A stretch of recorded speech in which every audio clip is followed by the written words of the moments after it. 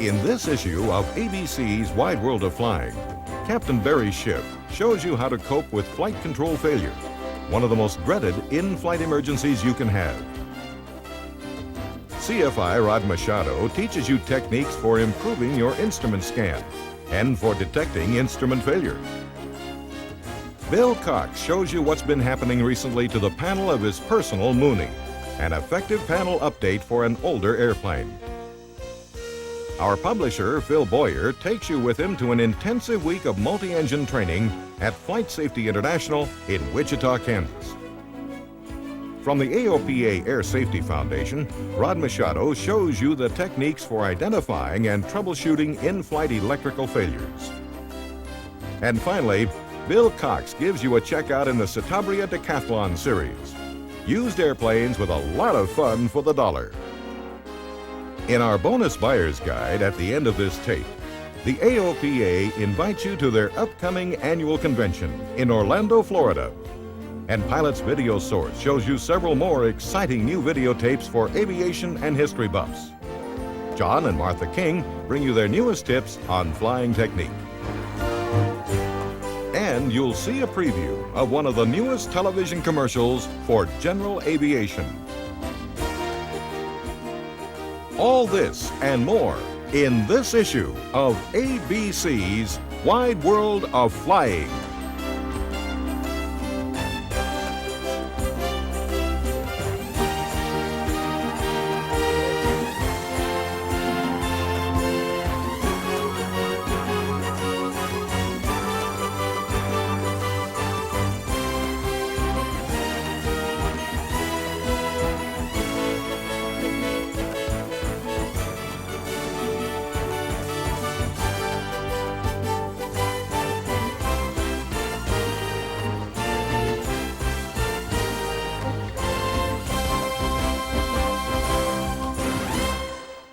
Welcome to the start of our third year of ABC's Wide World of Flying, the quarterly video magazine of general aviation.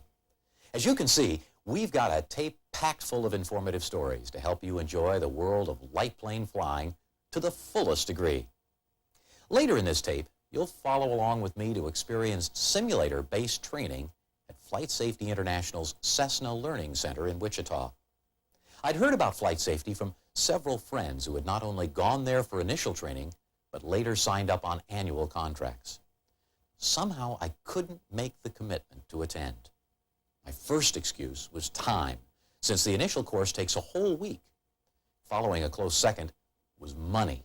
To support the kind of instruction they give is expensive compared to other aviation courses that don't involve flying an actual airplane. But inwardly, my real concern was fear. Fear of not being up to the standards set by corporate and airline pilots who have trained for years at flight safety. Fear of being retested to fly a plane I felt real comfortable in piloting. And frankly, the fear of having to reprove all my skills once again. It was a production of the Wide World of Flying story that found me attending the flight safety course. Once there, I met many other owner pilots just like myself who felt the same anxiety. For all of us, the grueling week contained many lows and only a few highs. But while there, I learned the many advantages of simulator-based training. At the conclusion, we all agreed that regardless of our fear of retesting with instructors we didn't know, we were all better pilots because of the experience. Recurrent flight training can take many forms, with a well-conducted biannual flight review being the bare minimum. All of us should analyze many factors about our own flying, how much we fly, the weather we fly, the equipment we fly, and so forth, and then make a personal determination for what type of ongoing training is right for you.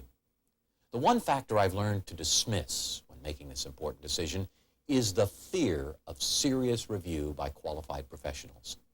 Flying is too important to allow pride to enter a decision related to continued training. I encourage you to make sure you're on top of your proficiency through recurrent training. The full flight safety story later in this issue, but right now, Barry Schiff explains how to deal with an in-flight emergency you may have never trained for.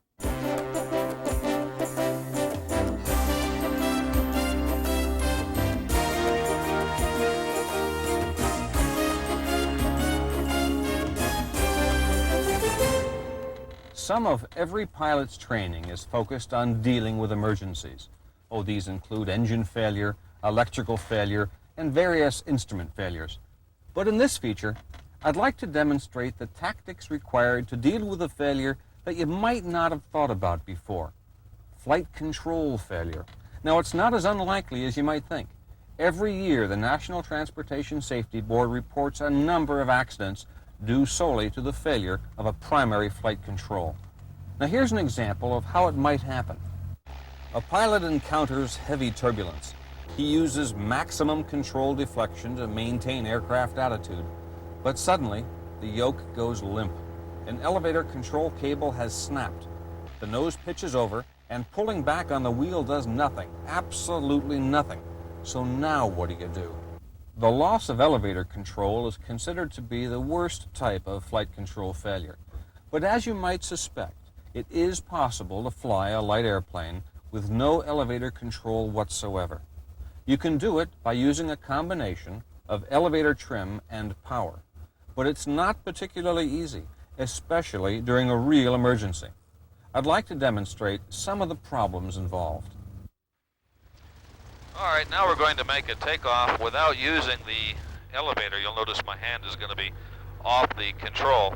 Now, normally you'd have no occasion to do this. Obviously, if you had a failed elevator, you wouldn't take off. But just to demonstrate that you can take off, we're going to do it. Full power, and I'll crank in some nose-up trim. And the only problem is that many airplanes don't come off the ground unless you put in a lot of nose-up trim. Pilots get impatient. They keep adding trim and adding trim. Then the nose goes way up, and then you have to crank in a whole bunch of nose-down trim to get the nose down.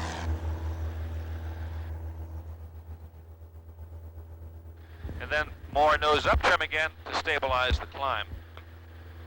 There we go. We're now on a stabilized climb. Never did use the elevator control.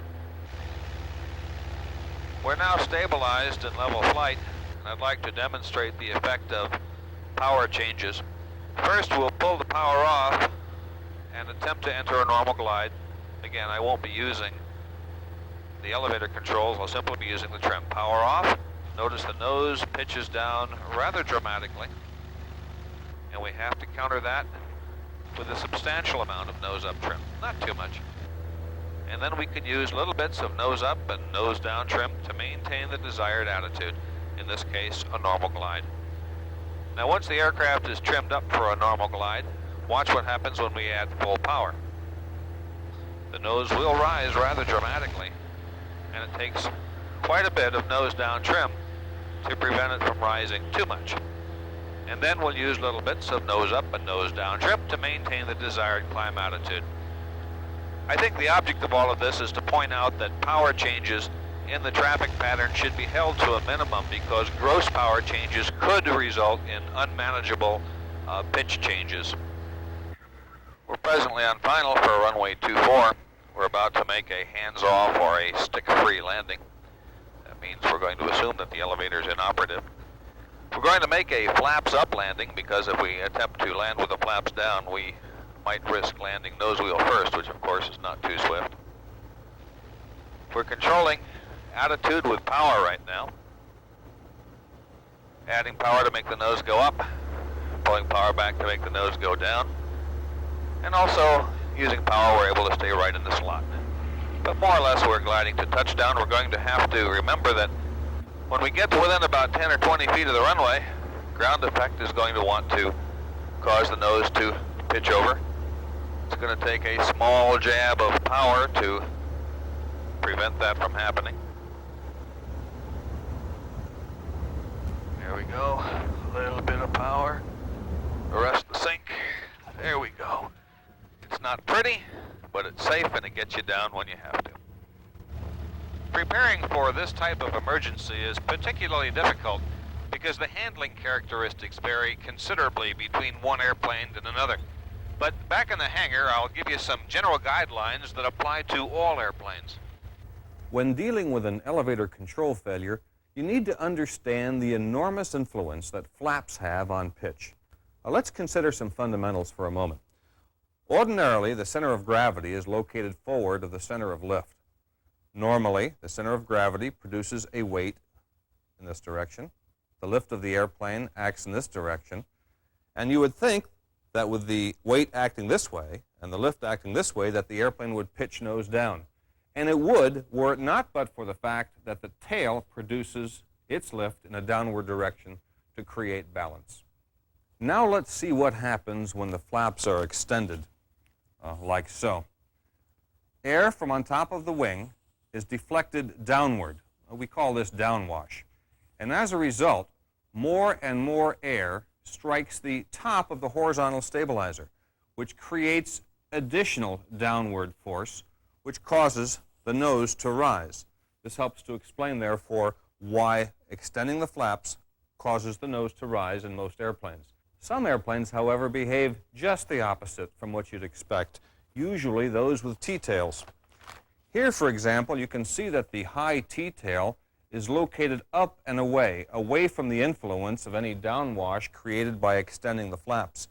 In aircraft such as this, the pitching moment, which usually or often is nose down, results from the center of lift, which ordinarily is here, moving aft when you extend the flaps. Now, if you had to make an emergency landing after experiencing an elevator control failure, my advice would be not to use any flaps at all, land with the flaps up, to avoid some of the rather large pitching moments created by extending the flaps. Another reason to land with the flaps retracted is that this makes it much easier to maintain a nose-high attitude, which improves your chances for a successful landing. Approaching the runway with the flaps extended usually results in a nose-down attitude, requires much larger pitch changes during the flare, and increases the likelihood of landing nose wheel first. Another factor that affects pitch during an elevator out emergency is power. The ability of the horizontal stabilizer to produce a downward aerodynamic force depends not only on wing downwash, but also on propeller slipstream, or prop wash. And perhaps we can illustrate that here. By adding power, we increase the amount of prop wash being developed by the propeller, quite obviously. More air, therefore, blows across the tail, and the tail, therefore, can do a better job, and the amount of downward lift produced by the tail increases. So the tail goes down, and the nose goes up. Happens every time we add power.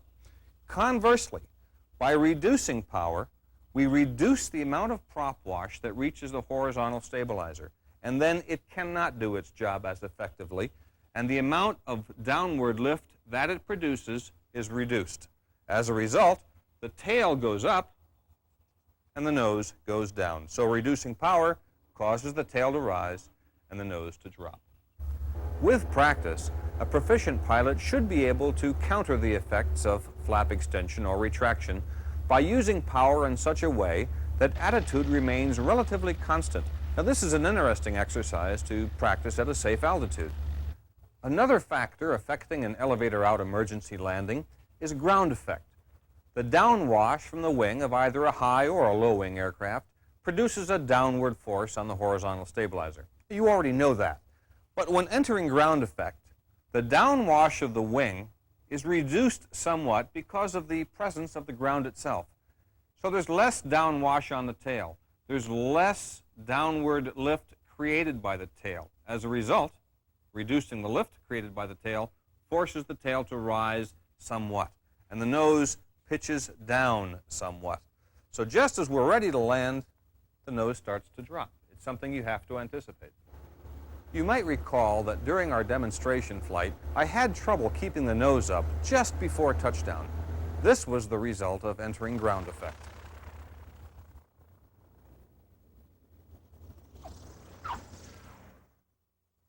Immediately after takeoff, and as the aircraft begins to leave the influence of ground effect, downwash from the wing actually begins to increase rather substantially. Now, this increases the downwash on the tail, and as a result, the tail produces a greater downward force. The nose tends to rise somewhat. Now, these pitch changes occur during every takeoff and landing, but we're rarely aware of them. Necessary corrections are minute. They're made subconsciously with subtle pressures on the control wheel. But during an elevator-out emergency landing, ground effect must be anticipated. It can be countered, but only with a perfectly timed application of nose-up trim or a jab of power. Another factor affecting an elevator-out emergency is center of gravity. You can simplify the emergency landing slightly by shifting some of the weight in the cabin aft. Now that might make some people unhappy, but it works. You will find it much easier to maintain a nose-high attitude during the approach. Okay, I've explained almost everything involved in pitch control during an elevator-out emergency. Flaps, power, ground effect, and center of gravity. That's enough hangar talk for now. Now there's one item left, the elevator trim tab itself. And there's little I can add to what you already know about a trim tab, except to mention that the effectiveness of a trim tab does vary considerably between one airplane and another.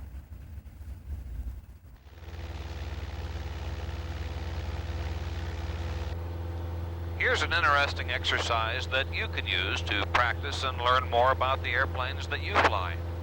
We're now stabilized in a full power climb, which isn't very exciting in a 172, but look what happens. Look at the gross pitch change that occurs when we pull the power all the way off.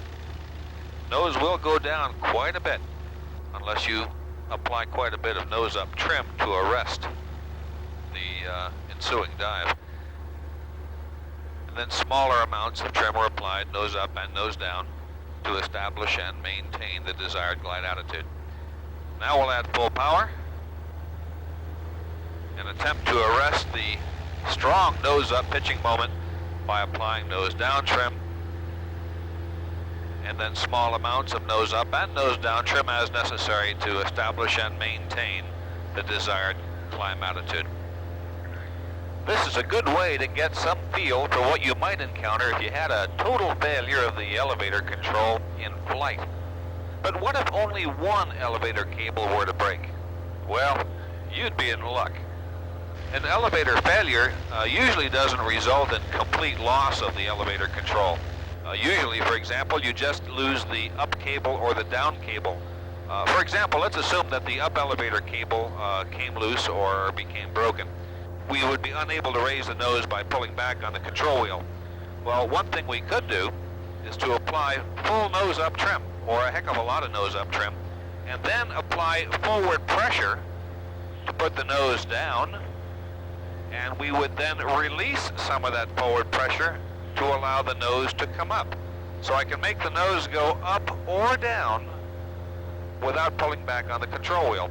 Similarly, if the down elevator cable failed, I could apply trim in the opposite direction, hold back pressure on the control wheel, and vary it to make the nose go up and down. A far more serious emergency is the jammed elevator. Now, although various combinations of power and flap extension offer limited pitch control, the prospects of a successful landing are very poor. Now, a common cause of control jamming is stuff like this E6B that gets loose in turbulence and winds up behind the panel or somewhere else where it doesn't belong. Now there's a theory that using trim in reverse can be used to control pitch in the event of a jammed elevator. So let's give that a try. I'm holding this yoke solidly in place to simulate a jammed elevator. And as you can see, applying full nose-up trim has absolutely no effect on aircraft attitude. And also, applying full nose-down trim has no effect either. Now this procedure might work in aircraft with larger tabs or adjustable horizontal stabilizers or the more rigid pushrod control systems, but it has absolutely no effect at all in the Cessna 172. Okay, so far we've discussed only elevator failures, because these are by far the most serious and difficult to cope with. If you lose aileron control, simply use your rudder to make shallow skidding turns. Just make sure the turns are shallow and gentle. Now, in an airplane like this 172, you have another really fascinating option. Just open both doors and let them float freely. Now you can turn right or left just by pushing on the appropriate door. Of course, you should avoid crosswind landings when steering with the doors.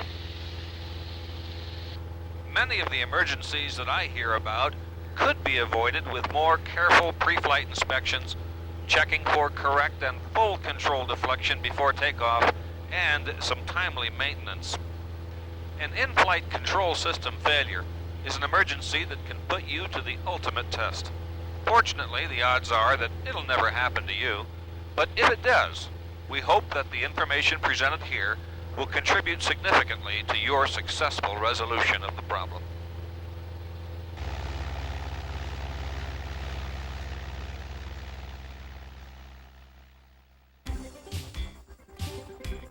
While descending toward an airport, a pilot experiences a rapidly decreasing tailwind. This type of wind shear will cause 1. The nose to drop, 2. Airspeed to decrease, 3. Sink rate to decrease. The answer is number 3. A decreasing tailwind has the same effect as an increasing headwind.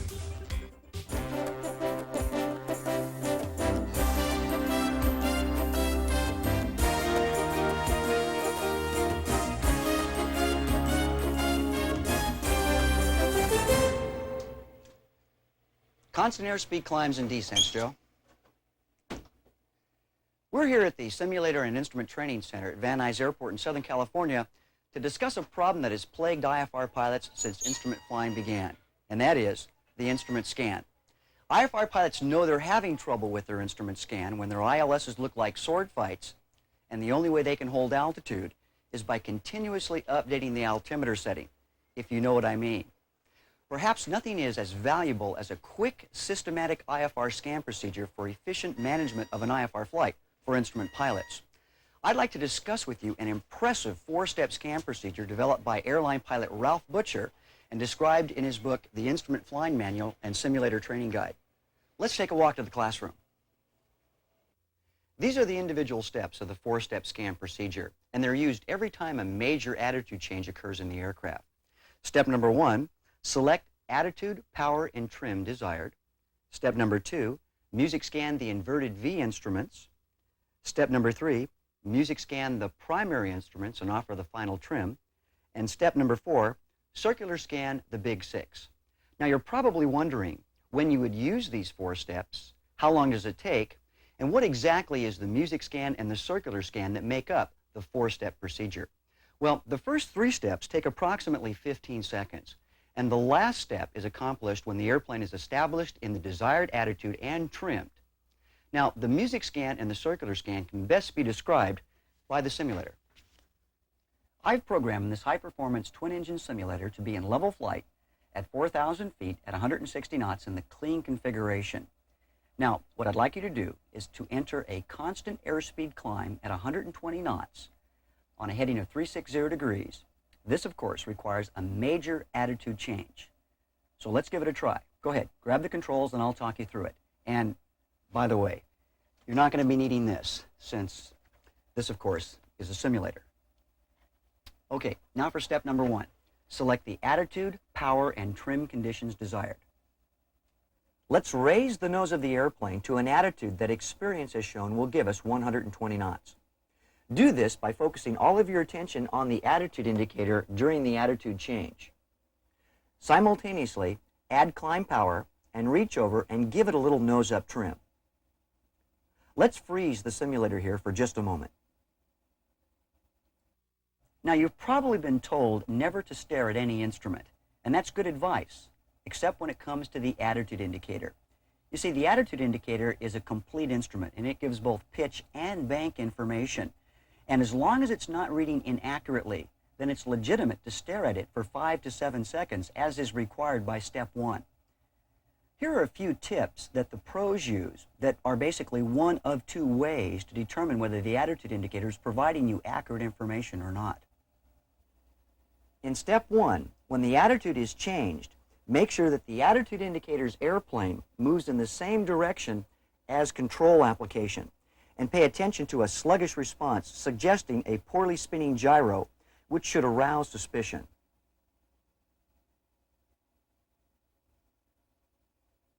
Now we're ready for step 2. let's music scan the inverted V instruments. The purpose of step 2 is to further confirm the accuracy of the attitude indicator and then to check the trend of the airplane. With the attitude indicator at the apex and the turn coordinator and the VSI at the endpoints, the instruments appear to make up what is an inverted V. Now, why are the inverted V instruments even important here? Well, all three instruments operate on separate and independent power systems. And this means that we can further then confirm the accuracy of the attitude indicator every time a major attitude change is made. When a straight climb is established in step 1, the attitude indicator's pitch accuracy is confirmed by referring to the vertical speed indicator. Here the VSI shows a climb deflection, thus confirming the attitude indicator's accuracy. The attitude indicator's bank accuracy is confirmed by referring to the turn coordinator. Here, the attitude indicator and the turn coordinator both show a wings level condition. The inverted V instruments are also called the trend instruments because they give quick and easily detected indication of airplane movement. Upon entering a climb, the VSI should indicate an upward deflection, and in straight flight, the turn coordinator should not be deflected, indicating that the heading selected is constant. Now, if the turn coordinator and the VSI don't show a deflection in the desired direction, then you should return to step 1 and start all over again with reestablishing the aircraft attitude, power, and trim. Now, some of you non-instrument rated pilots might be wondering what it means to music scan the inverted V instruments. Let me show you. We'll start at the attitude indicator and go to the VSI on the count of 1, then go back to the attitude indicator on the word and, then go to the turn coordinator on the count of 2, then return to the attitude indicator on the word and. The scan is done to a beat, like listening to music. Now that you understand it, give it a try. 1 and 2 and 1 and 2 and. Keep in mind that you can music scan any instrument or items. Just return to the attitude indicator on the word and check the aircraft's attitude. Now, let's see how step 2 can help identify an inverted V instrument failure. Using the inverted V instruments, I'd like you to identify which instrument has failed as we enter a left turn from 4,000 feet. Now, music scan the inverted V instruments and identify the problem. A discrepancy exists between the turn coordinator and the attitude indicator. The problem is either the turn coordinator or the attitude indicator is in error and another instrument is needed to break the tie between them. Which other instrument would you use to get an indication of bank or turning condition? Any recommendations? Can we use the DG to break the tie? No, because it operates on the same gyro system as the attitude indicator and could itself be inaccurate. The only other instrument independent of the attitude indicator and turn coordinator is the magnetic compass. Glancing at the magnetic compass, you can see it's indicating a turn, so you have to conclude that the turn coordinator has failed. We'll just cover it up with one of these little soap dish holders and fly partial panel. In this next scenario, you've just entered a climb. Music scan the inverted V instruments and identify the problem. A pitch discrepancy exists between the vertical speed indicator and the attitude indicator. A third pitch instrument or item is necessary to break the tie. Would you use the airspeed indicator or the altimeter? No, the airspeed indicator and the altimeter operate on the same static system as the VSI, and they both may be in error. The way to resolve the problem is to use the alternate static source. As the source is open, the VSI continues to read the same, indicating that the attitude indicator is probably in error. We'll just cover it up with one of these and operate partial panel, imagining the aircraft's attitude mentally. So far, I've shown you how to select the attitude, power, and trim conditions desired in step 1. And in step 2, how to music scan the inverted V instruments to check for accuracy and trend. Now, in step 3, we're going to music scan the primary instruments to permanently establish and trim the aircraft in its new attitude. Now, don't be confused. There are always 3 primary instruments, one for pitch, one for bank, and one for power. And the easiest way to identify a primary instrument is by identifying the instrument that gives you a numerical value for the pitch, bank, or power condition that you desire to fly. For instance, in straight level flight at 4,000 feet on a constant heading of 360 degrees at a manifold pressure of 25 inches, the only instrument that's capable of giving us a numerical value for altitude, or 4,000 feet, is the altimeter, so it's primary for pitch. The only instrument capable of giving us a numerical value for heading, or 360 degrees, is the directional gyro, so it's primary for bank. And the only instrument capable of giving us a numerical value for power is the manifold pressure gauge, so it's primary for power. In step 3, we're going to music scan the primary instruments for a straight climb. Now, what I'm not going to do is tap on the instruments with my pointer like I used to. I did that with my last student, and you can see what happened. He didn't like it. The airspeed indicator is going to be primary for pitch, and we'll climb at 120 knots. The directional gyro will be primary for bank, and we'll fly heading of 270 degrees. And the manifold pressure gauge will be primary for power, and we'll climb out at 25 inches. Keep in mind that it's usually only necessary to music scan the manifold pressure gauge once. Take a look at it on the panel.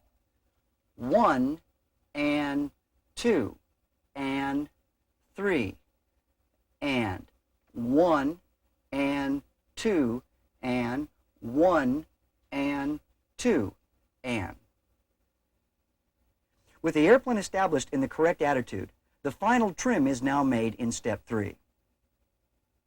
The first 3 steps of this instrument scan procedure have taken approximately 15 seconds, and they certainly have been very demanding of your time. The 4th step is to circular scan the 6-pack of instruments, and this scan is accomplished after the aircraft is established in its new attitude and trimmed. Give it a try. Simply scan in a circular manner while checking for small deviations.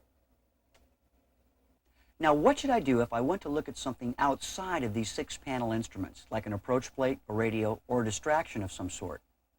Glance at the attitude indicator before leaving the flight instruments, and note the attitude. Look at the item. In this case, it's the radios. Then glance back to the attitude indicator, and then return to the item, repeating this as often as is necessary. This sequence should look familiar to you. What's it called? That's right, it's the music scan. The real IFR pros will always music scan items outside the flight instruments. This is how they can control the aircraft and still deal with distractions. They simply scan back and forth from the distraction to the attitude indicator, and they can control the aircraft without having to look at other instruments. I've taken the left seat to share with you a few more ideas on instrument flying. Now that you understand the importance of the attitude indicator, you should avoid these common scan problems. Number 1, always watch the attitude indicator when major attitude changes are made. Number 2, always evaluate the attitude indicator's output when control application is made. Number 3, always music scan the attitude indicator during time-consuming tasks, such as tuning radios or reading charts. Number 4, give the attitude indicator your attention in turbulence or when making excessive control inputs. Number 5, carefully monitor the attitude indicator when you're experiencing vertigo.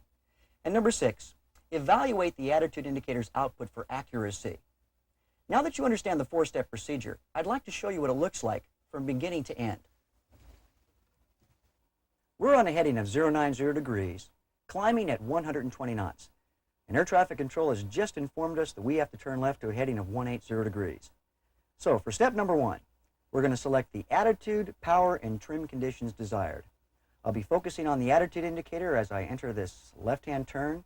I'll be turning to approximately 20 degrees of bank because I recall that should give me about a standard rate turn. Okay, I've neutralized the controls. I'm no longer focusing on the attitude indicator. And I've got the power desired, and I'm going to offer just a little bit of nose-up trim. Very good. Now I'm going to music scan the inverted V instruments to check for accuracy and trend. 1 and 2 and 1 and 2 and that looks about right. Accuracy is fine, and the aircraft has trended toward a left-hand turn and is in a left-hand turn. Now for step number 3, I'm going to music scan the primary instruments. 1 and 2 and 1 and 2 and the aircraft is exactly where I want it, so no changes are made. I'll offer it a little bit of nose-up trim here. That looks good. And now I'm going to circular scan the big 6. And I'll be checking for small deviations. And when I'm within 10 degrees of my desired heading, 180 degrees, then I'll roll out, and that of course requires an entire new attitude change, and I'll recommence the 4-step scan procedure again. And that is exactly how it works. Remember, the professional pilots that do this for a living realize that an instrument pilot's job is not to perform, but actually to manage. I hope this IFR scan technique allows you to more efficiently manage the flight of your aircraft.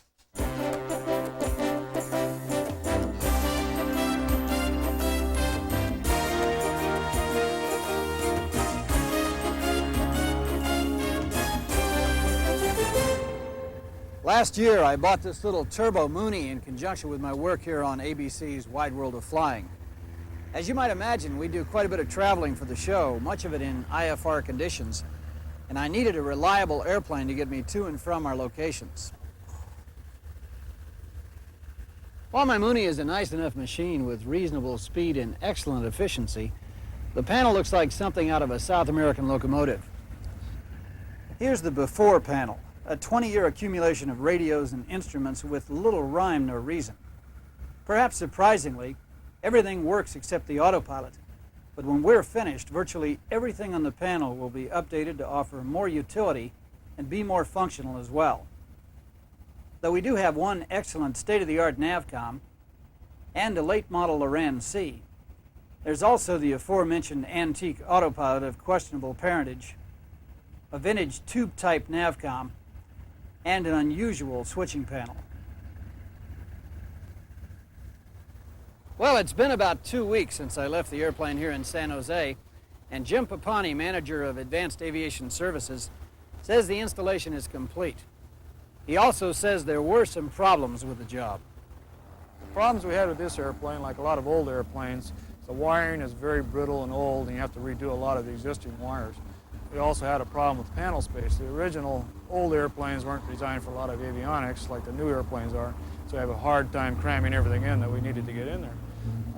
Mooney in particular are very short in depth as far as their panel space, and avionics, quite a few of them are quite long, and we had a problem getting everything in, so we had to put the real short radios on top and go down as the length got longer. Also, we had a problem with the plastic false panel that goes over the instruments. It was brittle, it was cracking, and we had to be very careful with it. And other than that, everything went pretty normal. Well, if looks count for anything, this has got to be a winner. From a navigation and communication point of view, I can almost believe I'm sitting in a different airplane. Let's fire up and we'll show you how all the goodies work in flight.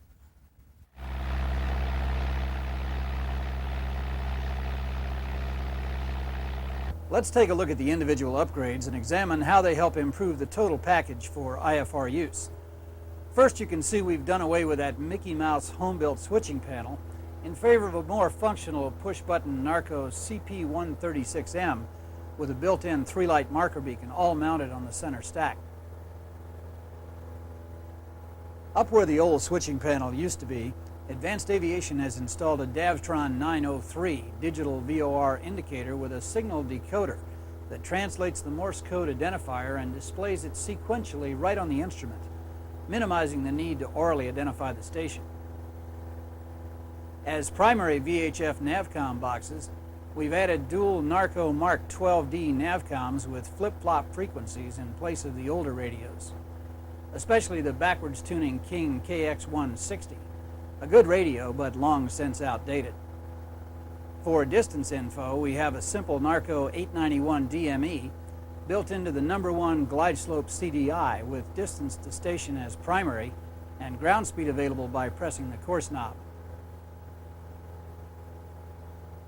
There's also a clever 841 ADF that incorporates dual frequency storage, plus a pair of count-up timers to help you through approaches. The elapsed timer can be reset to allow you to time approaches or legs. My transponder is a fairly conventional AT150 with a blind encoder, but I left the old square UDI-4 transponder installed. It's certainly an antique, but it works okay and will function just fine as a backup. Plus, I'll have one of the few Moonies with dual transponders. My new RNAV R50 Loran C rounds out nav capability. It can't talk, but it can do nearly everything else the other radios can, and all in only one box. When the R50 Loran is coupled to RNAV's FC10 fuel computer, it can provide accurate absolute range readouts, assuming current consumption remains constant, and act as a repeater of fuel flow information. Finally, we've updated the instruments with a Hamilton HI350 remote vertical card compass system, a considerably more accurate and reliable heading indicator than the standard whiskey compass.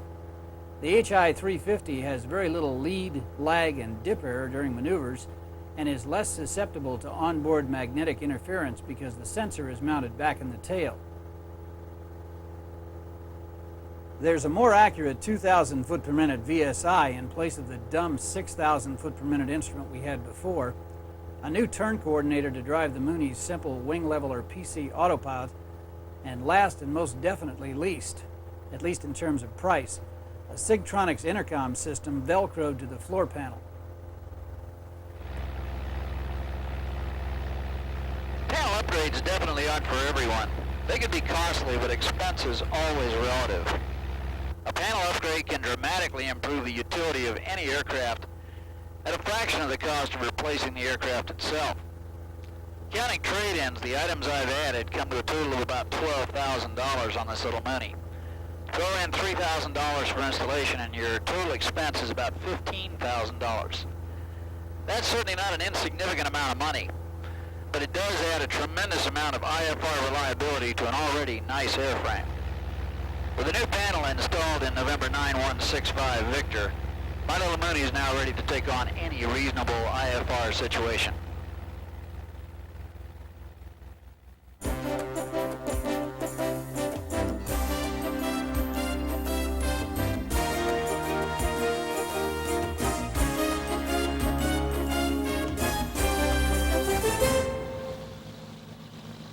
As many of you regular viewers know, last August I traded in my trusty 6-year-old Beech Baron for a Cessna 340A. No newcomer to private flying, I've logged almost 2,300 hours in 20 years, 1,400 of those in multi-engine airplanes. My purpose in coming here to Wichita's Mid-Continent Airport is to attend Flight Safety International's one-week initial course on the Cessna 300-400 series aircraft. Flight Safety's Cessna Learning Center, which will be my home for the next week, is conveniently located right on the airport. Flight safety has come a long way since our beginning in 1951, training corporate pilots for Texaco using the old blue box Link trainer.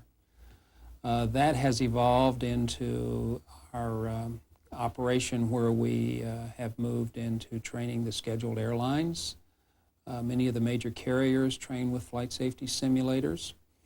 We've made a very heavy commitment in corporate and regional airline training, over $100 million in new regional airline simulators. We operate more than 30 centers worldwide, United States, Canada, Europe, training all types of pilots. As a matter of fact, we even manufacture our own simulators down in Tulsa, Oklahoma. It's almost a campus-like setting at Mid-Continent Airport, with a dormitory being the Hilton Hotel, just a short 5-minute walk away from flight safety. In the lobby is a special aviator's desk just for airline and flight safety guests to help with special arrangements. My first day, I was up bright and early to arrive at the Learning Center around 7:30 a.m. When you're not in session, the Pilot's Lounge is the central place to hang out and get acquainted. Each of the 5 weekdays started at 8 in the morning with a 3-hour classroom session. There were only 3 other students in the class. Within a short time, you build a camaraderie with your classmates. Paul from near Flint, Michigan, was a brand new multi-rated pilot but had previously owned a P-210. John from Harrisburg, Pennsylvania, had twin time in a 310 and was about to purchase a 340. Luis had 600 hours in a 340 and over 3,600 hours total time. His occupation was flying for a Mexican university. Luis needed a translator for the entire week and used the special soundproof booth in the classroom just for this purpose. He'd like to know when the alternator fail light comes on, does that necessarily mean the alternator has failed? Okay, no, it doesn't. No, This sensor does tell you... The classrooms are equipped with all the latest audiovisual teaching aids, and the instructor uses these throughout each lesson. And that would falsely turn the light on. Any other questions? If not, I have a couple questions of my own for you. And our first question is, the battery power is provided by what? We used a push button at our desks for the answer, which the instructor instantly saw on his console. All right.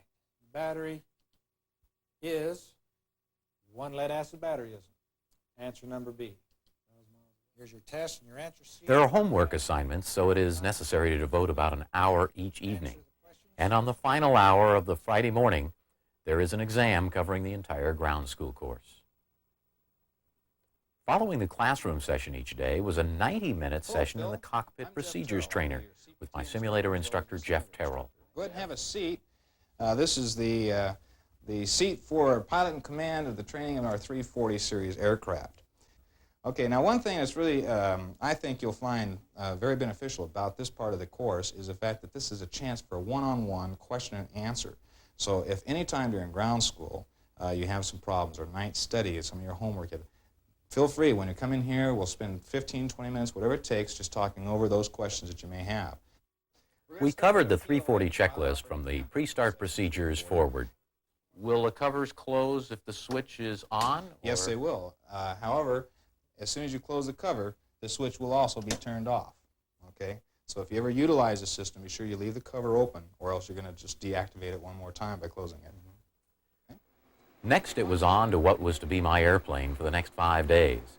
For 90 minutes a day, I was scheduled to fly with Jeff in a machine you learn to hate. The full-motion simulator was controlled from a computerized panel behind the pilot's seat. Hey, Phil, what's the call sign of your aircraft? November 24 Charlie Pop. Okay. All right, you have your ATIS. You have your departure clearance. All you need to do is contact the tower 118.2 for takeoff instructions. Mid-Continent Tower, Twin Cessna 24 Charlie Pop, ready to go on one right. Roger, Twin Cessna 24 Charlie Papa. You're clear for takeoff runway 1 right. Day one was fairly normal flying with few surprises.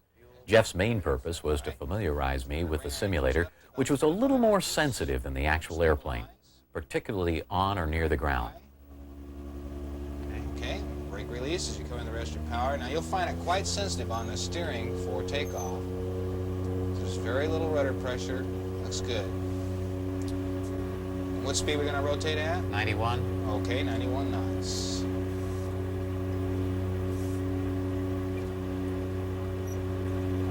Okay, rotate. Positive brake, gear up.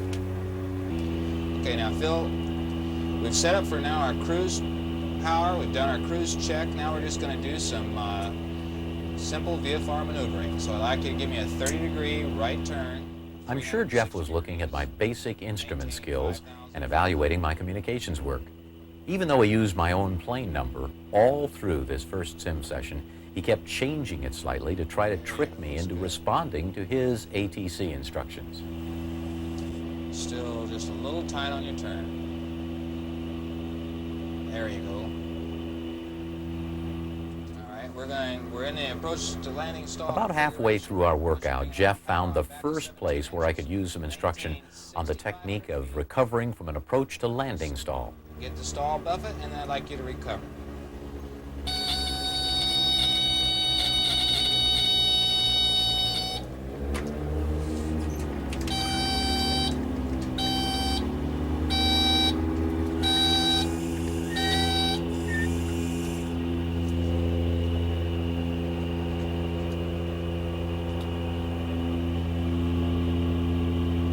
Go ahead and power on back to about 20 inches and maintain 90 knots.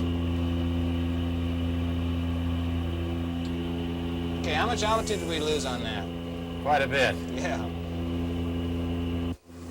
This time, when you come with power, bring your power up to just where that takeoff mark is on your power, on your trim console for your pitch trim. Just bring the throttle levers up to that. And then, while the power is coming up, bring the flaps to 15, mixtures full forward, props full forward, and then come in with the rest of your power. Okay? All right, recover. Full power, positive rate, put your nose up to that attitude, right on up, right on up. There you go, now gear up.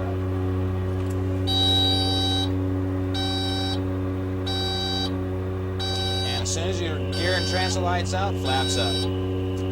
Hands on the throttles. Now you see we only lost 350 feet that time, and that's with basically no practice. If you practice that, you'd probably only get maybe 100-foot loss of altitude. Okay. Nice job. We'll work on that some more in the next lessons. While 90 minutes sounds like a short time, it couldn't have been any longer as far as I was concerned. Following the sim session, Jeff met me in a private briefing room to review the day's lessons and answer any questions. Each day we repeated the same schedule: classroom, cockpit procedures trainer, and simulator. The lessons became more complex and the simulator work more intensive. Roger, Twin Cessna 24 Charlie Pop, cleared for takeoff, runway 1 right. By the third day in the simulator, the session stressed emergency procedures. Jeff recreated all kinds of failures that you'd never want to do in the actual airplane. First were problems occurring during the takeoff roll, like a door warning light coming on just at rotation speed. Door warning light and aborted takeoff. Okay, what was the problem? Door warning light on the annunciator Okay, panel. very good. Next, it was unequal power right before liftoff. Looks like I've lost the turbocharger on the left engine. Okay, very good. We had a wastegate that failed on him. Okay. Throughout the early sessions, I had been unaware that Jeff had been looking for bad flying habits that I brought with me to flight safety. In my airplane-based training, no instructor had ever failed an engine after liftoff, still real close to the ground. It took my first simulator crash to demonstrate something that could have happened in the real airplane with passengers. Rotate. Positive rate of climb. Gear up.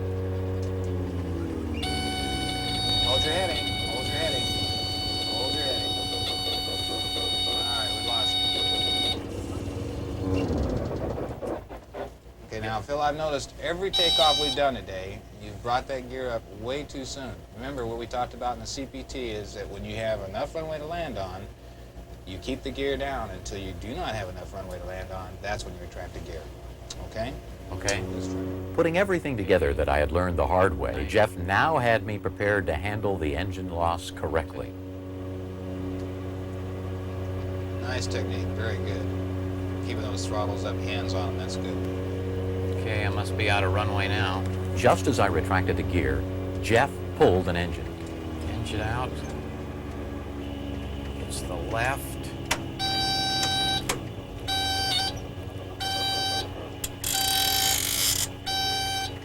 Okay, I want to watch our heading and attitude. Airspeed looks good.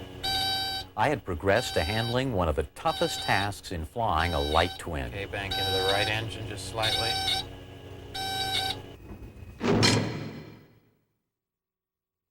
By the last day, flying on one engine was the norm, but handling electrical, pressurization problems, icing, and the like required I call on every bit of knowledge gained in the classroom, CPT, and sim. 24 Charlie Pop, okay, and you understand we want the emergency equipment standing by. We've got a right engine out, and we're in icing conditions. In these scenes, I'm flying an instrument approach without an approach plate to a military field I've picked for an emergency landing. I'm in heavy turbulence, heavy icing, with pressurization failed and electrical problems. Visibility 2.5 miles. Altimeter is 295. And I've lost the alternator completely. That means I've got to reset the alternator field. What's your heading? So I'm going to turn off the battery and the affected alternator. Turn on the emergency alternator field switch. And bring the alternator back online. There we go. As usual, I'm in here like this after a simulator ride. Well, you did a fine job today. Thank you. You really did. The only comment that I can really make that I've observed was the electrical problem where you're just a little bit slow downloading the system. We've got to get rid of the anti-ice and de-ice systems as quickly as possible so we can save our electrical That energy. windshield takes a lot of electricity. It sure saps it up, doesn't it? Right. It really does. Anyway, I'm going to go ahead then and recommend you for completion of your flight training that you'll... Successfully passing Flight Safety's simulator-based training gets you a 6-month instrument competency check and a biannual flight review for your logbook. Okay. It looks like as far as the ground school, the CPT, and the simulator, flying colors. So Thanks a lot, enjoyed Jeff. working with you, Phil. Okay. Take good care. Flight Safety's Self-Learning Center offers a wide choice of videotapes, computer quizzes, and even interactive laser discs to watch in your spare time. The Aviator's Desk back at the Hilton Hotel can feed any of these titles to your room. So if you can't sleep, just phone the desk and within minutes you can be learning about the proper use of radar or whatever. Saturday morning is an optional day at Flight Safety that owners can use to train in their actual airplane. Instructor Weldon Burnett explained what was in store. 340 type training. As we're doing our flight training today, I want to make sure you understand the difference between this and the simulator training. Lots of differences. I hope so. Okay. He went on to review all the maneuvers we'd be doing in actual flight. Because all the flight students have just spent a full week in the simulator, he made sure that I understood one important point. Jeff Terrell's kind of rough on you this week, doing all sorts of malfunctions in the sim. No malfunctions today, okay? I don't know whether to believe you guys. Well, hopefully by a couple hours from now you'll believe me. But the point I'm getting at, if there are any malfunctions, I am surprised. And they are real. You bet. I'm not. Yes, sir. For the first time in almost a week, here I was at my actual airplane. When Weldon said we'd do a thorough pre-flight using the checklist, that's exactly what we did. The exterior walk-around took almost 90 minutes, but I picked up quite a few good pointers on the airplane that I thought I already knew. Phil, the pre-flight looked great. We're going to go now. I'll get in first, you follow me, and you prove the door was shut. Okay. It was with a little apprehension that I approached flying my airplane once again, having spent the last week in the simulator. I was glad I had an instructor along for this transition back to reality.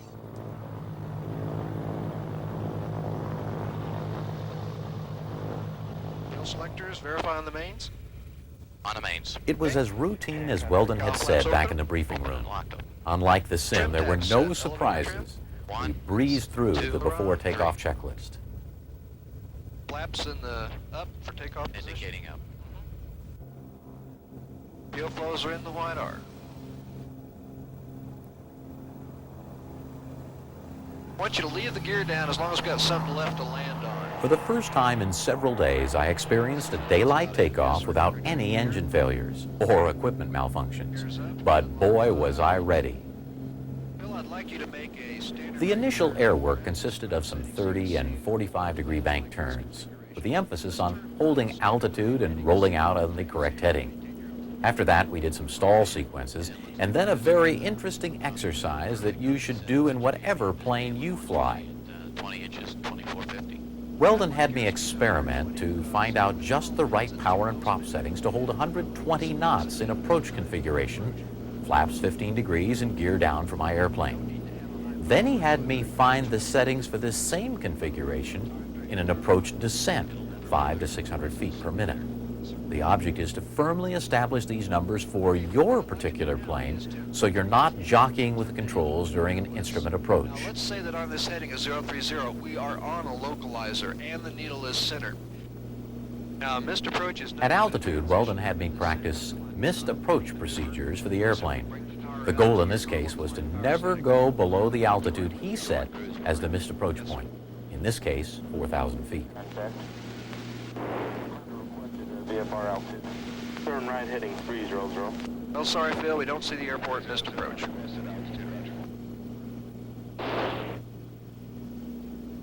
Once we've established a positive rate, retract the gear. Fly the airplane.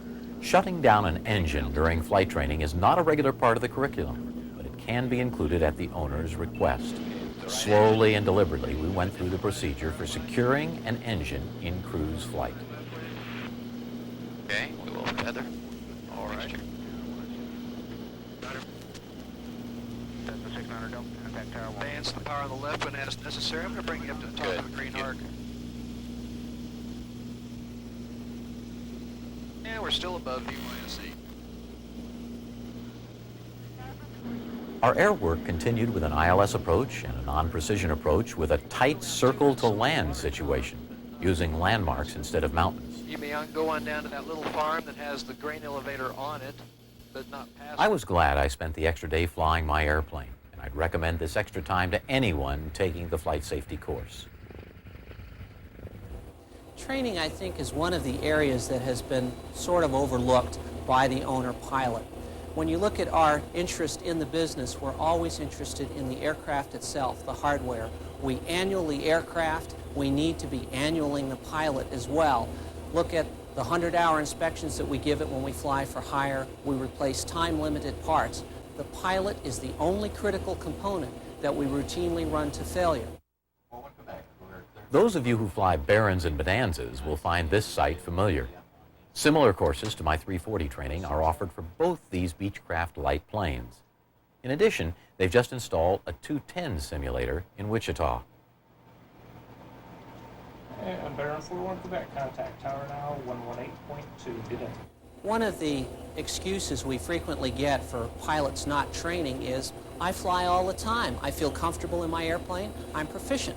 Well, so do the professional pilots, the airlines, the military, and the corporate jet operators. The reason they come back for training is they don't get to practice on a regular basis all of the emergency procedures and some of the things that we never get to see because our airplanes are so reliable. In spite of all the punishment I'd subjected myself to during the week, I couldn't pass up an opportunity to fly the newest addition to FSI's cockpits, Sim 57. It's a Phase 2 6-axis simulator for the Citation III. The control console is totally computerized, and I asked my instructor Bert to position me for my home airport, Teterboro, New Jersey.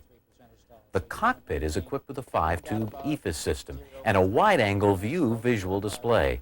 This means even when you look out those big Citation side windows, you see a ground simulation.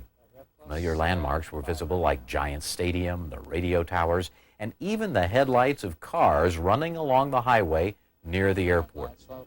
This was the closest I'll ever get to flying an airplane this sophisticated, but I sure felt very comfortable with Bert's expert guidance. It's possible to be type-rated in a Citation III without ever flying the actual airplane. Pull the airplane right up into that triangle there a little bit. There you go, right up there. Okay, fly that right down. Don't cheat on us. Looking good. Airspeed's perfect. Just hold what you have here. Okay, very good. Just slowly bring the power back and nose up just a little bit. Hold what you have right here. It's going to be a beautiful landing. Okay, now reach forward, get the speed brakes. Speed brakes and a thrust reversers. Okay, very good. Good job. Now you see that you already keep... Sunday morning arrived and the weather was perfect. Almost too good since I wanted to use my newfound instrument skills. There was a distinct sense of pride and accomplishment as I taxied out for the flight back to New York. I felt more comfortable than before, knowing that I had experienced many emergencies that would never have been possible to simulate in the actual plane. In cruise flight, I reflected back on the week and how I could explain it to my wife, family, and pilot friends. In the end, it was clear that the flight safety experience is a very individual one. When you fly as an owner pilot, you are the only crew member. When you seek the flight safety type of training, you're doing it for yourself and for those you carry with you as passengers. Of prime importance is the personal growth and accomplishment in being a well-trained pilot in command. Which of the following is not specifically marked on the face of an airspeed indicator? 1. Maneuvering speed. 2. Flaps up stall speed. 3. Flaps down stall speed. The correct answer is number 1, maneuvering speed, which in many airplanes varies with gross weight.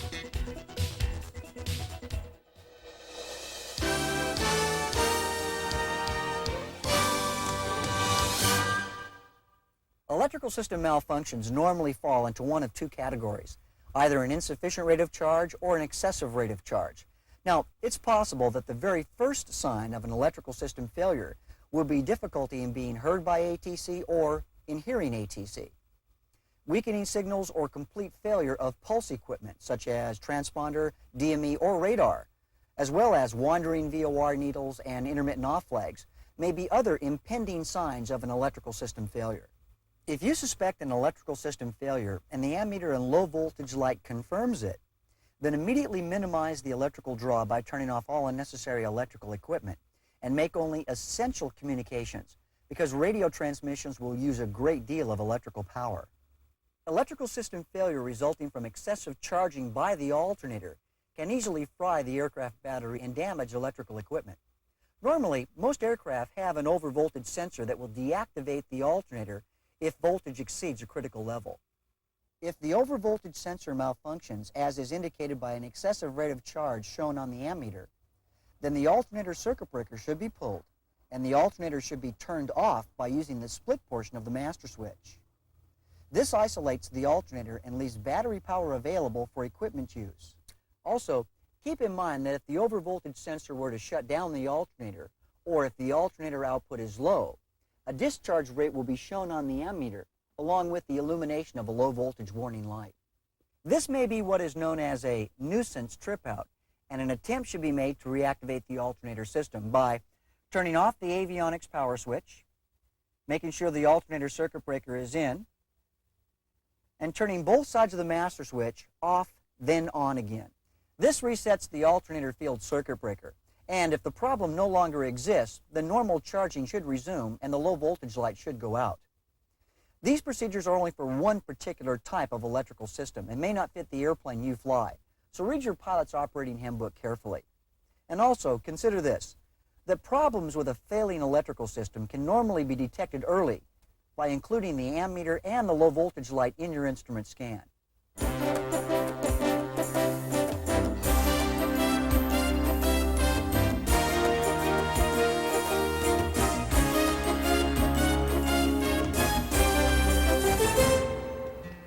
Fun flying isn't what it used to be, but then times have changed. These days it's becoming more and more difficult for a man to go up and fly just for the fun of it, what with ARSAs and TCAs and encoders to contend with. For those who do appreciate fun flying, the trio of colorful tail draggers behind me have become the standards by which other airplanes are measured. They're all sport machines designed more for what a man can do with them rather than where he can go or how fast he can get there. Today we're here at Screaming Eagle Aviation in Santa Paula, California to have some fun with these pure fun airplanes. We're going to explore the aerobatic envelope in all three models, give you an idea of the similarities and differences between the airplanes, and examine the market for used Citabrias and Decathlons. Bottom of the line is the basic 7 ECA Citabria, better known simply as the 115. It's powered by a 235 cubic inch Lycoming engine rated for 115 horsepower and 2,000 hours between overhauls. This makes it one of the most durable engines in the industry. The wing is a conventional high-lift airfoil, 33.5 feet in span, with a flat bottom surface and a curved top surface. We'll talk more about airfoils later when we examine the Decathlon. Like all the high-wing Balancas, the Champ is wood and fabric with a tube steel fuselage, generally regarded as more flexible and durable choices for aerobatics than aluminum. On the Champ, struts connect the wing to the bottom fuselage, and there's a small steerable tailwheel for directional control on the ground. Certainly one of the acknowledged experts on the subject of high-wing Balancas is Doug Dullenkopf of Screaming Eagle.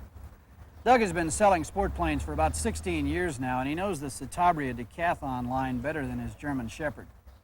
Doug, first perhaps you could help us decode the alphabet soup of models that Balanca uses, the 7 ECA, the 7 GCBC, and the 8 KCAB. What do they all mean?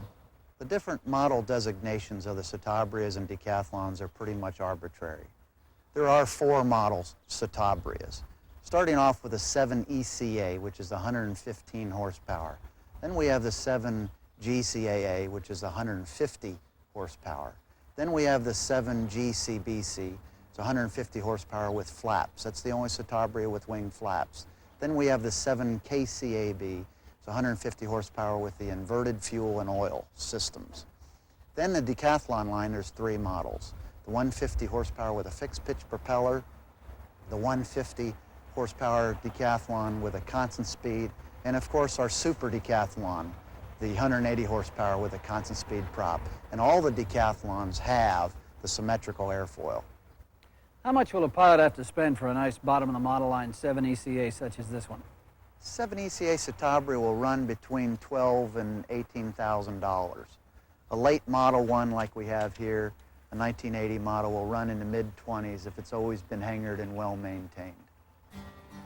It's tough to put a price on how much fun a Citabria can be. With 115 horsepower out front, the little champ doesn't exactly scamper down the runway, but it's eager to fly, lifting off in about 500 horizontal feet. Climb at sea level is 500 to 700 feet per minute, though you may have a tough time verifying that on most champs, since there's usually no VSI installed.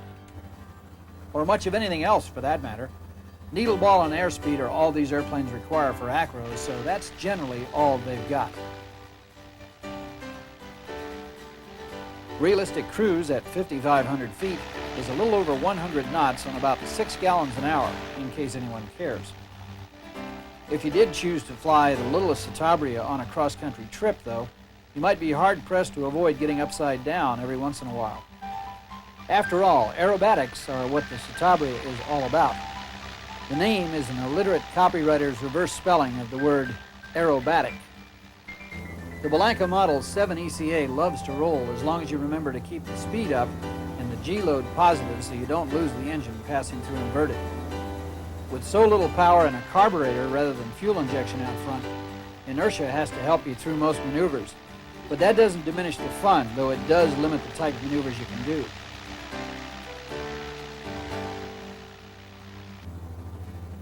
A loop, for instance, demands a minimum 140 miles per hour on the airspeed, since power won't help you get over the top.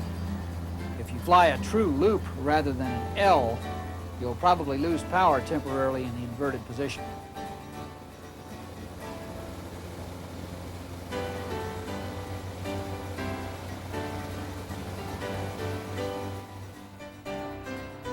With so much wing and so little airplane under it, the Champ's stall speed is a low 45 knots, making it a near stole machine around the patch.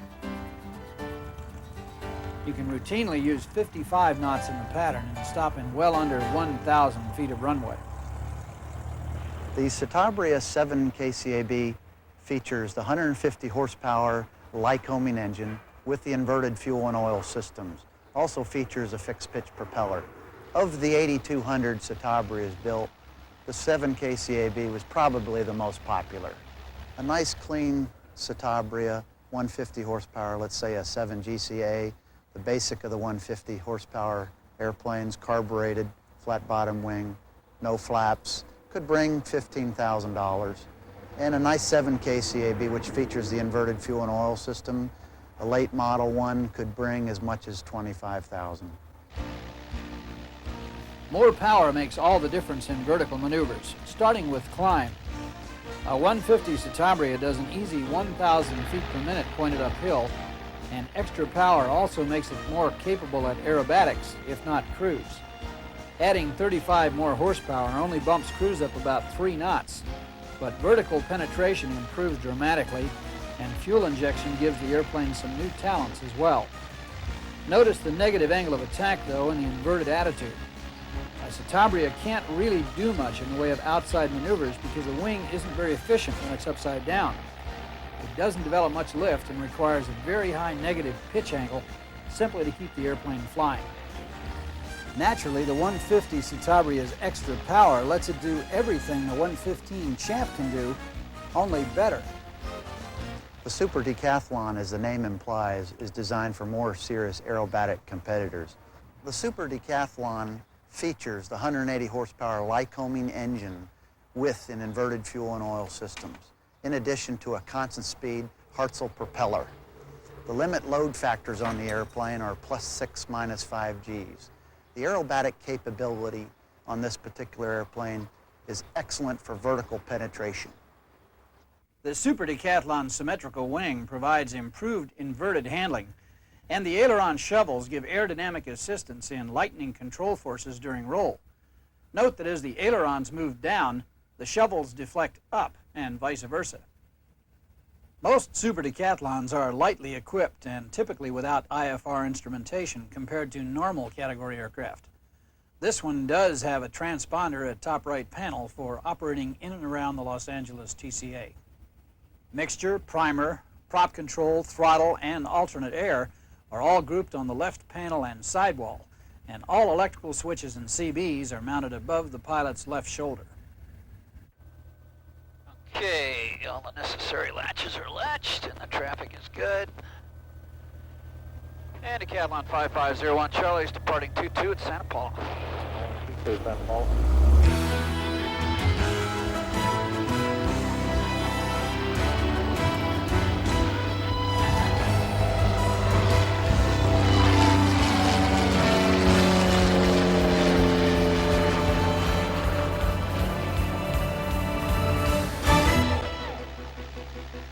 The Super Decathlon is the undisputed top of Malanka's high wing line for climb and cruise performance as well as aerobatics.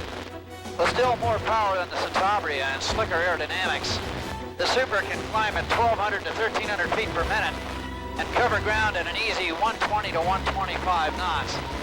That makes it an excellent cross-country airplane as well as an aerobatic ace. The Super Decathlon really shines when it's time to cut loose with some acro. It's a very forgiving airplane, whether you're right side up or upside down. In fact, pilots have won the sportsman class in aerobatic competitions with Super Decathlons. Garden variety aileron rolls are simple, requiring minimal pitch up.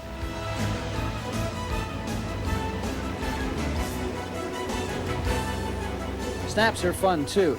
Entered at 85 knots, a Super Decathlon makes a full rotation in about 3 seconds.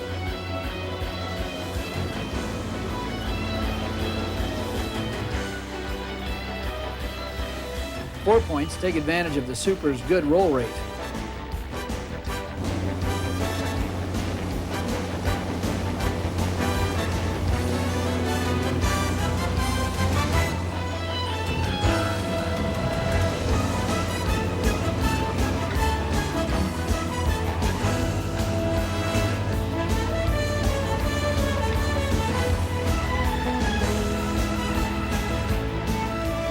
Finally, slow rolls, a traditionally tough maneuver demonstrated here with minimum practice, aren't all that challenging. Point the nose straight up, and the 180 horsepower Lycoming engine allows you to fly maneuvers that certainly would be more difficult in a 115 or 150 Citabria. Here's a plain and simple hammerhead turn out of a vertical climb. Here's what a hammerhead looked like to me. Note the horizon splitting the cowling more or less perpendicular as we arc back down through.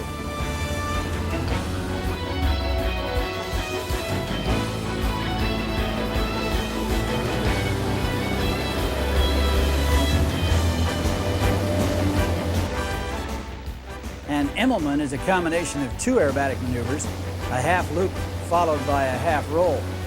As we hit the inverted position here, you'll see the aircraft roll back to straight and level flight.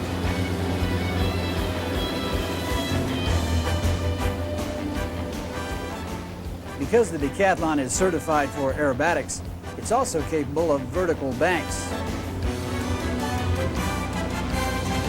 The point is that the Super Decathlon is a truly friendly machine that always encourages you to try again. I'm no aerobatic hot dog, and yet this airplane makes me feel totally comfortable in the aerobatic mode. Whether you're a competition pilot or just a weekend acro flyer, the Super truly is a good trainer for pilots who want more performance, or just a fun machine for the aviator who'd like to see the world from a different perspective, such as this one.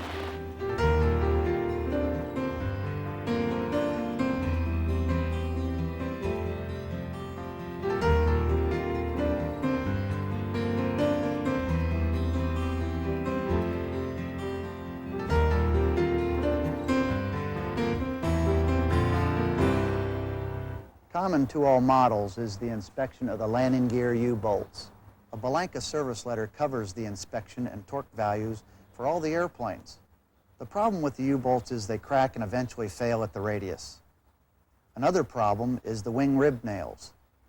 The ribs are attached to the wing spars with a small brass nail. In time, the combination of the spars drying out and the aerobatics make nails work their way out. If this condition isn't checked, damage to the spars could occur. Because of the aerobatic requirement, the Consispeed prop on the Decathlon has to be inspected every 500 hours or 5 years, whichever occurs first to comply with AD 771206. Also, the crankshaft must be magnafluxed every 100 hours of operation until it's replaced with a new solid crankshaft because of AD 841305. Citabrias and Decathlons aren't for everyone. As dedicated fun airplanes, they're not particularly fast, won't carry much, and suffer from short range. They're airplanes dedicated to the premise that there is a market for fun machines, irrespective of their utility value or corporate transport capabilities. It's true the Citabrias and Decathlons we've flown today are out of production now, but they've held their value surprisingly well, better even than some Beechcrafts. It's also true that Tiny Pitts Aircraft of Afton, Wyoming, a company that produces pure aerobatic hot rods, has been in continuous production for over 20 years, while corporate giants such as Piper, Cessna, Beech, Mooney, Gulfstream, and Rockwell haven't been so fortunate. There may be a message there somewhere.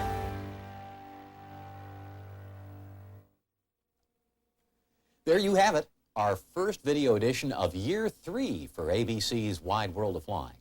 You know, our success is made possible in no small part by your continued support. If this tape had a renewal notice attached to the packing box, please take the time to fill it out now. Or phone our new 24-hour toll-free number to ensure uninterrupted service. Now, you'll definitely want to be among the first to receive our next videotape when Barry Schiff takes you into a full EFIS glass cockpit to demonstrate the remarkable capabilities of these state-of-the-art avionics. And Bill Cox visits Wichita, the home of Beechcraft, to fly the all-time single-engine classic, the Beech Bonanza. Plus, much, much more. Now, stay with us for the bonus buyer's guide, which previews the AOPA 50th Anniversary Convention to be held at Orlando, Florida in October. And informative flying tips from John and Martha King. Until next quarter, safe flying.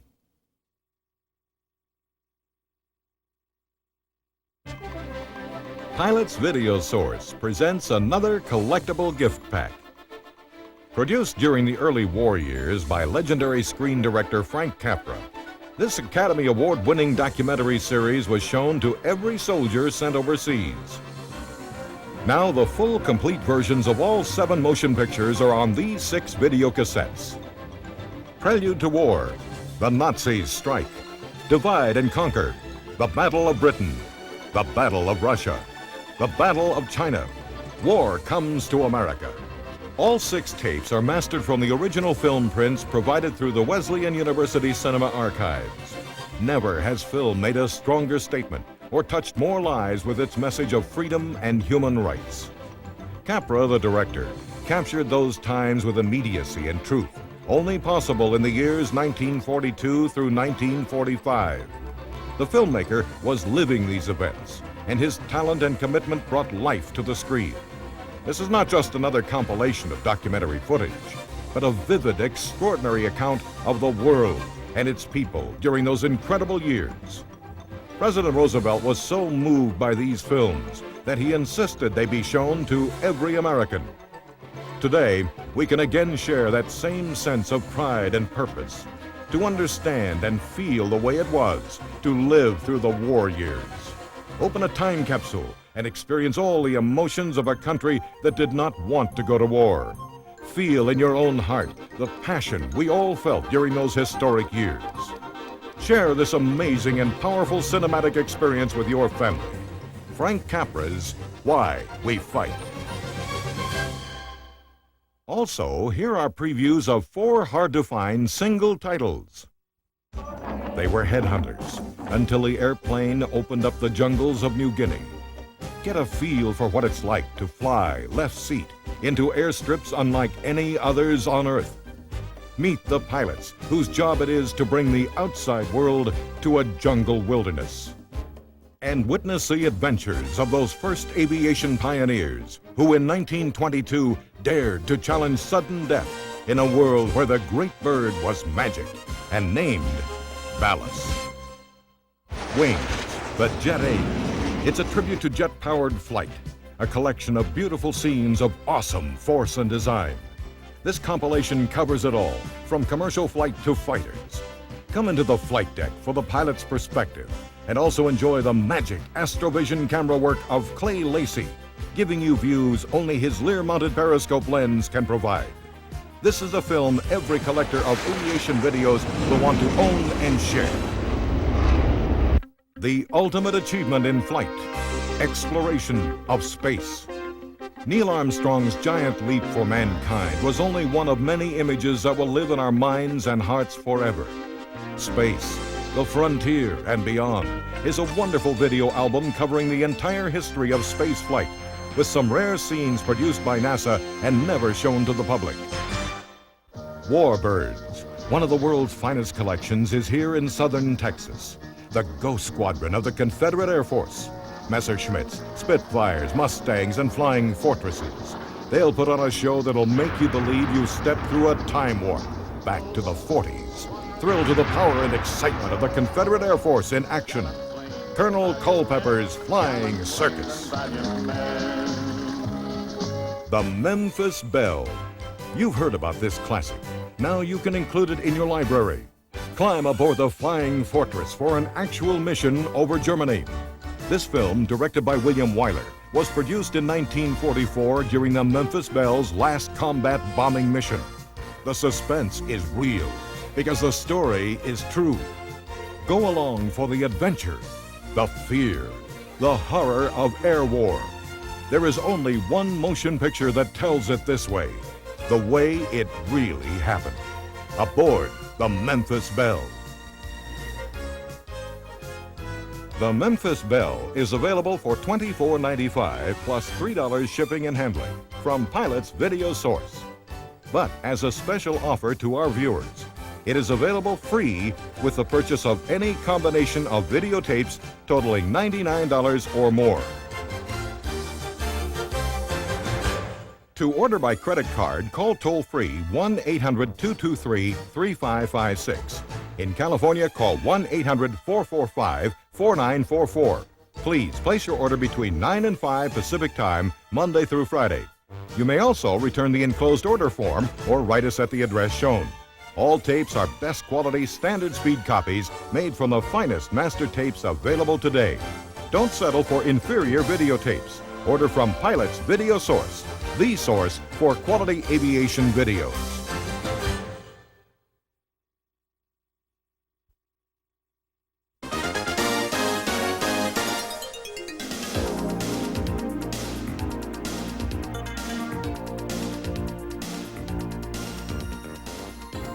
Now John's going to show you how to sharpen your crosswind landing techniques.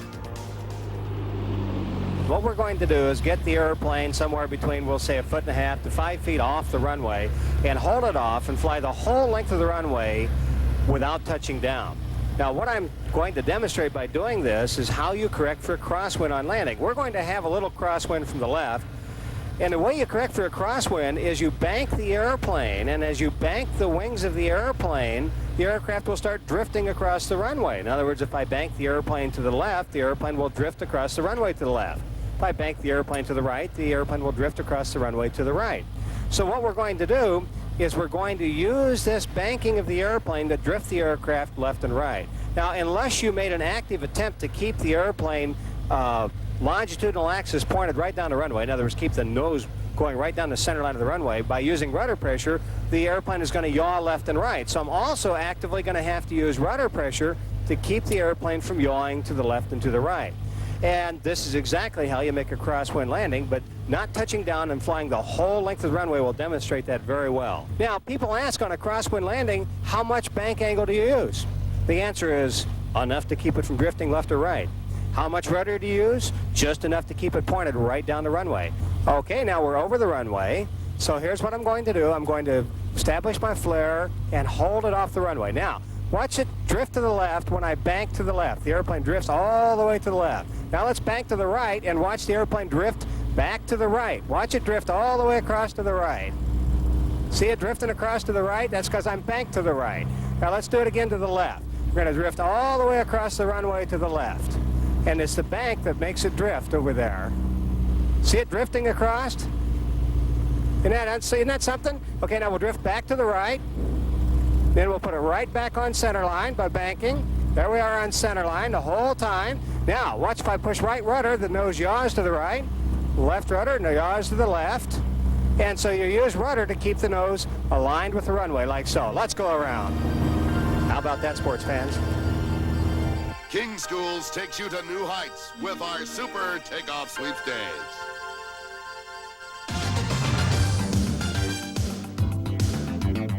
How would you like to win this beautiful brand new totally IFR equipped Piper Cadet? It's easy when you enter King Schools Super Takeoff Sweepstakes. Simply order any King video.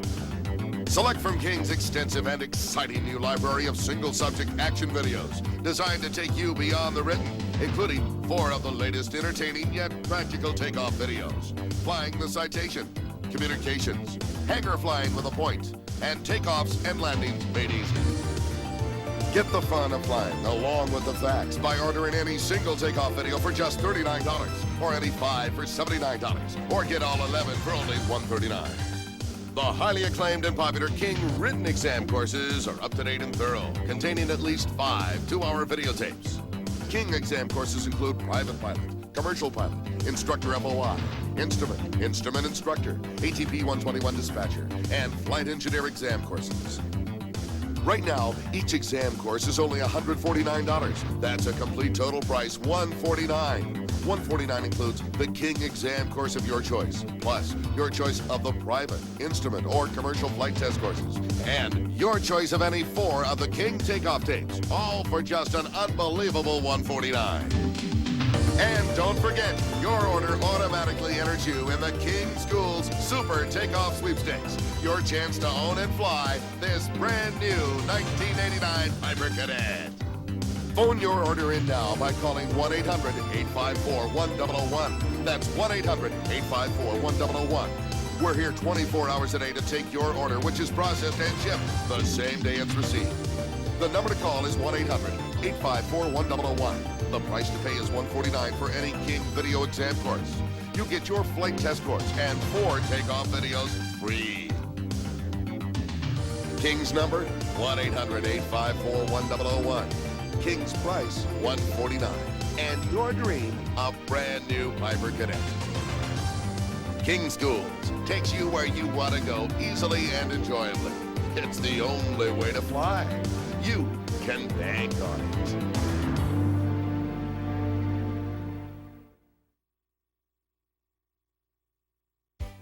Now's the time to mark your calendar for the most important gathering in AOPA history. AOPA's 50th anniversary convention taking place this October 18th through the 21st. Orlando, Florida is a location where AOPA will feature its most extensive convention program scheduled to date, highlighting 50 hours of the best aviation programs available, plus our largest exhibit hall ever and a static aircraft display. This convention at the Buena Vista Palace Hotel promises to be enjoyable for the whole family. The theme for this milestone convention is 50 years in climbing. Here's your chance to find out about the latest in avionics and other upcoming new equipment, and how new equipment regulations will affect your aircraft and your flying in the 1990s and beyond. Here are some highlights of this important convention. Relax and mingle with old and new friends and some characters from Disney World. Hear the new Secretary's views on airspace usage and other pending legislation. A report from AOPA President John Baker will bring you up to date on the significant activities of the association and the challenges that continue to face us today. An update from Air Safety Foundation President Donald Engen will introduce you to new training and safety programs from the foundation. You'll enjoy a unique entertainment and dining experience, celebrating AOPA's birthday with a flair. And the closing banquet will feature dining, dancing, wonderful prizes, and a surprise or two. Everything that's new in the industry, product demonstrations, and an aircraft display await you at the Disney World Stollport. Here's a sample of the seminars offered at this year's convention. FAR refresher courses, owner-performed maintenance, enforcement procedures, using your sectional chart, financing an aircraft, single pilot IFR, navigating with Loran-C, terminal area flight operations, and much, much more. For more information or to register for the convention, call this toll-free number, 1-800-USA-AOPA. You can select from 6 hotels with 5 actually located in Walt Disney World. Call now. Don't miss out on AOPA's 50th anniversary celebration. Once you know how to fly, you will understand every pilot's sense of wonder.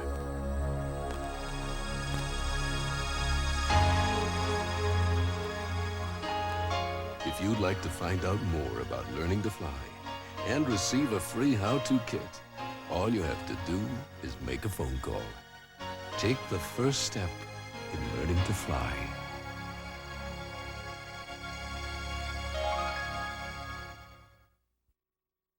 If you are viewing a borrowed copy of Wide World of Flying and would enjoy having your own subscription, or you would like to order a subscription as a very special gift for a pilot or aviation enthusiast, credit card holders may call us toll-free at 1-800-999-8783.